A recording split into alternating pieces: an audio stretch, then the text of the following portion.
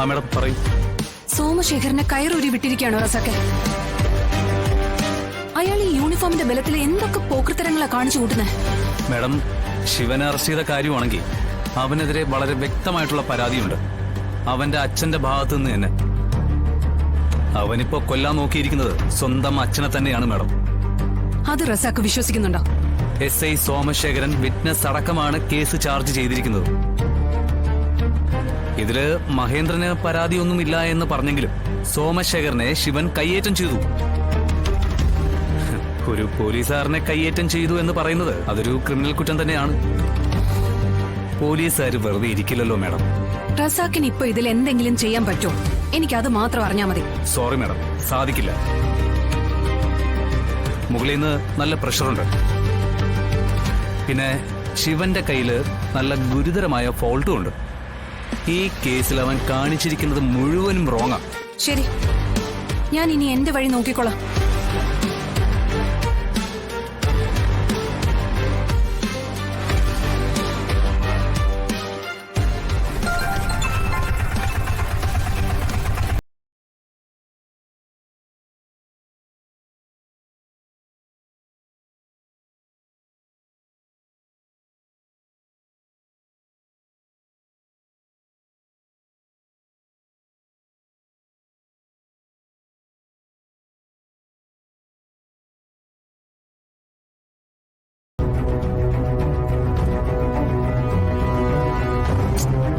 കാണുന്നില്ലല്ലോ.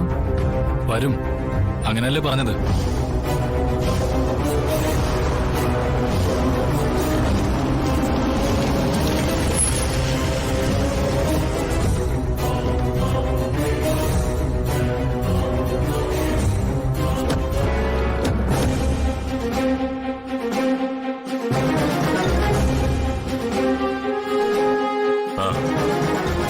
നിങ്ങൾ വന്നിട്ട് അധിക നേരമൊന്നും ആയില്ലല്ലോ അല്ലേ? ഇല്ല, വന്ന ഉടനെ തന്നെ ഞങ്ങൾ ഫോൺ ചെയ്ത്. ഡിസ്ചാർജ് ആയെങ്കിലും ബില്ല് കിട്ടാൻ താമസിച്ചു. വാ, അകത്തിരിക്കുക. വാതിലുറക്ക്. ഇപ്പൊ എങ്ങനെയുണ്ട്? പുറമേ കാണുന്ന അസുഖത്തിനല്ലേ ഡോക്ടർമാർക്ക് ചികിത്സിക്കാൻ പറ്റൂ. മനസ്സിന് അകത്തേറ്റ മുറിവിന് മരുന്ന് നൽകാൻ അവർക്ക് കഴിയില്ലല്ലോ.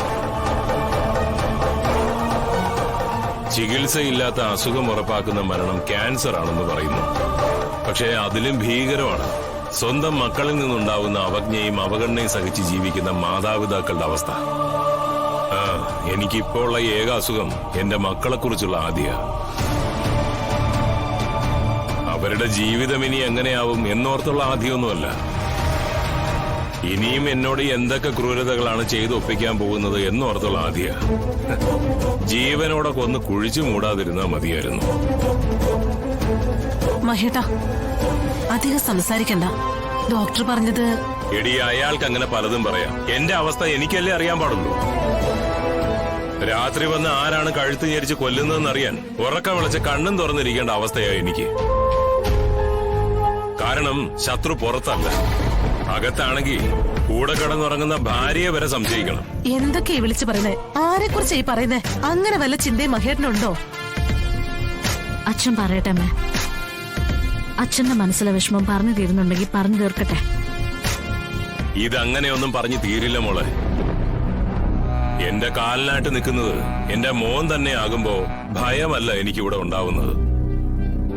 എന്നിലെ അച്ഛനോട് എനിക്ക് തന്നെ ഉണ്ടാകുന്ന ഒരുതരം വെറുപ്പ്, സ്വയം തോന്നുന്ന ഒരുതരം ദേഷ്യം. അവന് സ്നേഹിക്കാൻ കൊള്ളില്ല അച്ഛാ. മറ്റുള്ളവരുടെ ജീവിതം കാണാനോ അവരുടെ മനസ്സ് മനസ്സിലാക്കാനോ ഒന്നിനും അവന് താല്പര്യവുമില്ല. അവൻ അവന്റേതായ ഒരു ലോകം അവൻ തന്നെ കെട്ടി ഉയർത്തിയിരിക്കുക. അവിടെ നമുക്കാർക്കും റോളും ഇല്ല.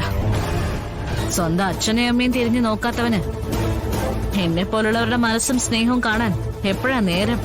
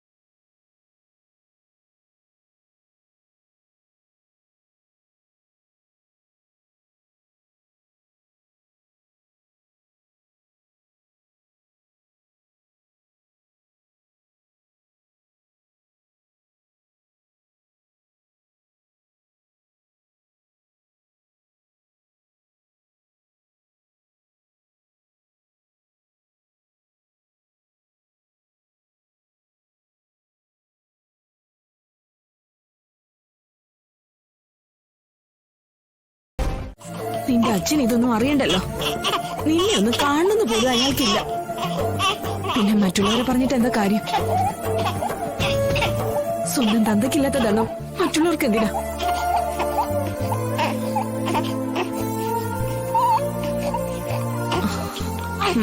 കരയില്ല മോളെ. മോളെ ഇങ്ങിതാ. ഓ ഓ കരയല്ലേ. കൊള്ളാ ശാരികെ, നീ ഇതല്ല ഈ പൊടിക്കുഞ്ഞിനെ പറഞ്ഞു കേൾപ്പിക്കണോ? ഞാൻ പിന്നെ എന്ത് ചെയ്യണം ശാന്തേച്ചി? പ്രസവിച്ചു പോയില്ലേ? ഇതിനെ എനിക്ക് കഴുത്ത് ഞെരിച്ച് കൊല്ലാൻ പറ്റുമോ? ഇപ്പോഴാ ശാരദമ്മ എല്ലാത്തിന്റെ കുറവറിയുന്നത്. അതിനെ ഏറ്റവും കൂടുതൽ അറിയാൻ പോകുന്നതും നീയും ഈ കുഞ്ഞോ. പെണ്ണാണെങ്കില് ഇതിനെ രാജകുമാരി പോലെ വളർത്തണോന്ന് ആഗ്രഹിച്ച ശാരദാമ്മ ഇരുന്നത്. ഇപ്പൊ ഇതിനൊന്നും എടുക്കാൻ പോലും ആരും ഇല്ലാതായി. ഓ ഓ അയാളെ ഞാനങ്ങനെ വെറുതെ വിടാനൊന്നും പോകുന്നില്ല. മറ്റൊരു പെണ്ണിന്റെ കൂടെ ജീവിക്കല്ലേ? ജീവിക്കട്ടെ.